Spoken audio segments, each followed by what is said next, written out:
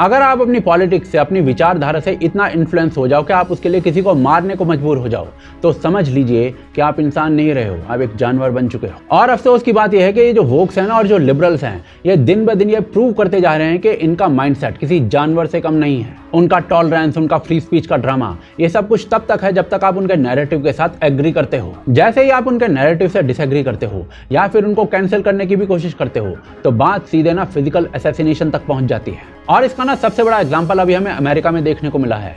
America में परसों 31 साल के कंजर्वेटिव एक्टिविस्ट चार्ली कर्क को यूटा वैली यूनिवर्सिटी के अंदर एक डिबेट के दौरान सीधे गले में गोली मार दी गई, जिससे उसकी ऑन द स्पॉट डेथ हो गई। जिनको नहीं पता कि चार्ली कर्क कौन है, उनको बता देता हूं कि चार्ली कर्क वो आदमी था जो चार्ली कर्क शो चलाता था। इस व्यक्ति का एम था कि वो अमेरिकन यूथ को वोकिज्म के जहर से निकालकर उन्हें कंजर्वेटिव रास्ते पर लाए। और इसके लिए नया आदमी हर कुछ दिनों में लेफ्ट लीनिंग यूनिवर्सिटीज के कैंपस में जाता था और वोक और लेफ्टिस्ट स्टूडेंट से डिबेट करता था। चार्ली कर्क ने अबॉर्शन, इमिग्रेशन, ट्रांसजेंडर जैसे ना जाने कितने इश्यूज पर वोकियों को नंगा कर दिया था, जिस कारण बहुत ही कम समय में ये व्यक्ति ऑल ओवर वर्ल्ड काफी पॉपुलर हो गया था। इस बंदे ने कभी वायलेंस की बात नहीं की, कभी किसी के खिलाफ नेगेटिव नहीं बोला। उल्टा इस बंदे ने अमेरिका में फ्री स्पीच के लिए अपनी पूरी जिंदगी लगा दी। लेकिन आज आप आयरनी देखिए, यही लिबरल्स जो अपने आप को फ्री स्पीच का मसीहा बोलते हैं, आज चार्ली की मौत पर जश्न मना रहे हैं। आज सोशल मीडिया पर वोक लिबरल्स इस ब्रूटल असैसिनेशन को सेलिब्रेट कर रहे हैं। सोशल मीडिया पर कुछ लोग पूछ रहे हैं कि अगला कौन होना चाहिए,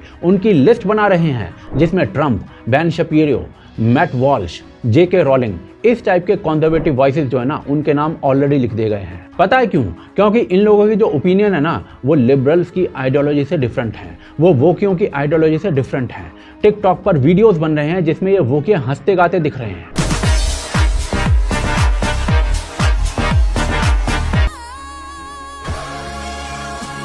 I'm not saying she deserved it, but I'm saying God's timing is always right.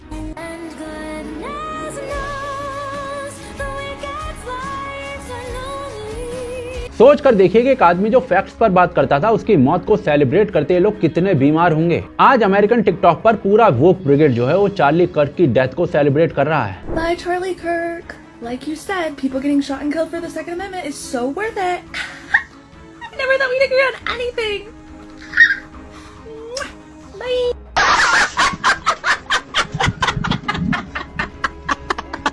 एक ट्रांस एक्टिविस्ट सोफी मॉली ने ट्विटर के ऊपर लिखा कि भाई चार्ली कर्क का मरना बहुत अच्छा रिटर्न्स है। किसी दूसरे एक्टिविस्ट ने लिख दिया कि ये सोसाइटी के लिए कैंसर था बंदा। तो कोई तीसरा कह रहा है कि ये आदमी ये मौत डिजर्व करता था। एक एक्टिविस्ट मारा रोड्स ने तो सीधे सीधे डिक्लेयर कर दिया कि मैं चार्ली की चिता पर नाचूंगा। अमेरिकन मीडिया हाउस TMZ के लाइव स्ट्रीम में स्टाफ जो था ना, वो अलिजिडली क्लैप और चीयर कर रहा था जब कार्ली की डेथ को अनाउंस किया गया। 3 o'clock in Utah time, which is 2 o'clock Pacific, 5 o'clock Eastern.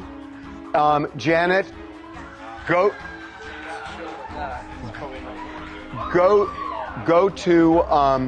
सोचो कि एक इंसान की हत्या पर अमेरिका में जितने भी लेफ्टिस्ट और लिबरल गैंग्स है वो जश्न मना रहे हैं, और ये सो कॉल्ड टॉलरेंस है इनका। ये बात कहां तक जस्टिफाइड है कि अगर किसी इंसान के विचार आपसे डिफरेंट हैं तो आप उसे मार दो और मरने के बाद उसकी मौत का जश्न मनाओ। अफसोस इस बात का है जो पैटर्न है ना, सिर्फ अमेरिका की कहानी नहीं है। भारत के अंदर भी ऐसे कई रेडिकल लेफ्ट के लोग हैं जो सामने तो फ्री स्पीच के ठेकेदार बनते हैं, उसकी बात करते हैं, लेकिन यही सेम लोग ना दूसरी विचारधारा के लोगों की मौत की कामना करते हैं, बल्कि उन्हें मौत के घाट उतार भी देते हैं। पश्चिमी बंगाल में आज की डेट में RSS के कार्डर्स का मर्डर नॉर्मलाइज हो चुका है, और यही सेम कहानी केरला में है, और दोनों ही जगह पर ना सो कॉल्ड लेफ्ट लिबरल्स की सरकार है। इनफैक्ट प्रधानमंत्री मोदी के असैसिनेशन तक के लिए ना जाने कितनी साजिशें की गई हैं। चाहे आप कम्युनिस्ट सुधा भारद्वाज, गौतम नवलखा, वरवरा राव या फिर अरुण फरेरिया जैसे लोगों की बात कर लो, ये सभी लोग मोदी के असैसिनेशन प्लान में इन्वॉल्व थे। ऐसे ही आप इशरत जहां, जावेद गुलाम शेख, अमजद अली राणा या फिर जीशान जोहर जैसे लोगों की बात कर लो, जो मोदी को मारने की प्लानिंग कर रहे थे।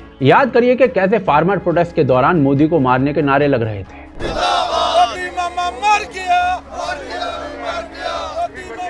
आने वाले 2-3 साल में ना आपको खबर मिलेगी मोदी जी मारेंगे।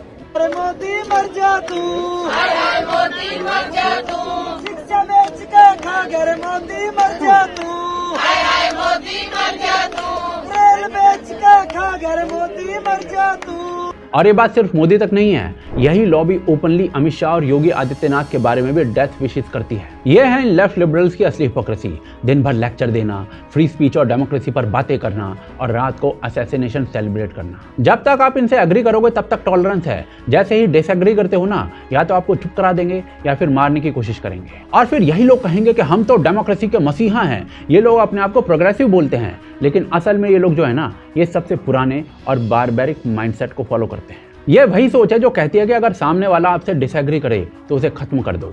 ये वही सोच है जो डिक्टेटरशिप और कल्ट्स में होती है। और ये वही सोच है जो आज अपने आप को लिबरलिज्म के नाम पर छुपाकर दुनिया को बेवकूफ बनाती है। चार्ली कर्क का असैसिनेशन इसका सिर्फ एक एग्जाम्पल है। आज एक एक्टिविस्ट मारा गया है, कल एक और की बारी आएगी। और ये जो चीज है ना, ये आप इन सिर्फ लिबरल्स और वोकियों के साथ देखोगे। इनफैक्ट ये जो चार्ली कर्क की हत्या की गई ना, ये बंदा भारतीयों के खिलाफ भी बहुत कुछ बोलता था। पास्ट में इसने बहुत कुछ बोला है, लेकिन स्टिल इंडियन राइट विंग की ये माइंडसेट कभी भी नहीं रही कि वो इस बंदे के बारे में कुछ बुरा बोले। पर आप ना यहाँ पर आयरनी देखिए, ये वोक लोग जो है ना, ये अपने आप को फासिज्म के अगेंस्ट बोलते हैं। हर दूसरे लीडर को डिक्टेटर बोलते हैं। ट्रंप से लेकर मोदी सब डिक्टेटर हैं, फ्रीडम ऑफ स्पीच को मारने वाले हैं। लेकिन इन लोगों का खुद का बिहेवियर देखो।